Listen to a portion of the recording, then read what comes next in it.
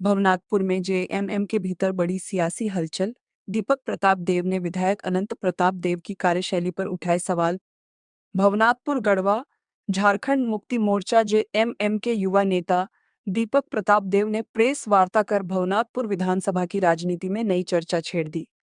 उन्होंने आरोप लगाया कि वर्ष 2024 के विधानसभा चुनाव में उन्होंने और उनके समर्थकों ने गांव-गांव जाकर संगठन को मजबूत किया, पार्टी के लिए प्रचार किया और कार्यकर्ताओं को जोड़ने का काम किया, लेकिन चुनाव जीतने के बाद समर्पित कार्यकर्ताओं की लगातार उपेक्षा की जा रही है। दीपक प्रताप देव ने कहा कि पार्टी में कोई किसी का व्यक्तिगत कार्यकर्ता नहीं होता, बल्कि सभी संगठन और जनता के कार्यकर्ता होते हैं। उनका आरोप है कि उनके नाम से जुड़े लोगों की समस्याओं का समाधान नहीं किया जा रहा है और विकास योजनाओं का लाभ भी उन्हें नहीं मिल रहा है। उन्होंने स्पष्ट किया कि वे झारखंड मुक्ति मोर्चा में थे, हैं और आगे भी रहेंगे। उन्होंने मुख्यमंत्री हेमंत सोरेन को अपना नेता बताते हुए कहा कि उनकी लड़ाई पार्टी से नहीं, बल्कि स्थानीय स्तर की कार्यप्रणाली और विचारधारा की है। उनका कहना है कि गलत कार्यशैली के कारण भवनाथपुर में पार्टी कमजोर हो रही है। दीपक प्रताप देव ने विधायक अनंत प्रताप देव को अपना बड़ा भाई और अभिभावक बताते हुए कहा कि उनके प्रति सम्मान हमेशा बना रहेगा, लेकिन यदि कार्यकर्ताओं की अनदेखी जारी रही तो वे इस मुद्दे को पार्टी नेतृत्व के सामने मजबूती से रखेंगे। उन्होंने कहा कि आज की प्रेस वार्ता की पूरी जानकारी, वीडियो और तस्वीरें मुख्यमंत्री तक पहुंचाई जाएंगी।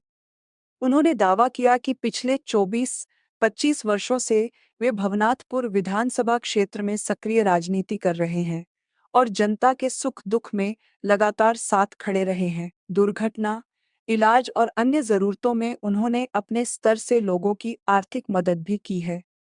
दीपक प्रताप देव ने कहा कि यदि पार्टी जनता की राय जानने के लिए सर्वे कराएगी, तो वे भी झारखंड मुक्ति मोर्चा के उम्मीदवार के रूप में अपनी दावेदारी पेश करेंगे। उन्होंने कहा कि वर्ष 2029 के विधानसभा चुनाव में जनता का आशीर्वाद लेकर चुनाव लड़ेंगे।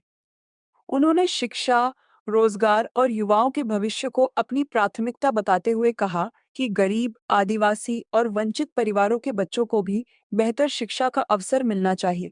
उनका लक्ष्य है कि युवाओं के हाथों में कलम हो, हथियार नहीं, और क्षेत्र से पलायन व बेरोजगारी समाप्त हो। प्रेस वार्ता के अंत में दीपक प्रताप देव ने भवनाथपुर की जनता और कार्यकर्ताओं से अपील की कि वे पहले की तरह अपना स्नेह और समर्थन बनाए रखें। उन्होंने कहा कि संघर्ष उनके जीवन का हिस्सा रहा है और वे जनता के अधिकारों तथा क्षेत्र के विकास के लिए लगातार लड़ते रहेंगे। Jharkhand superfast news.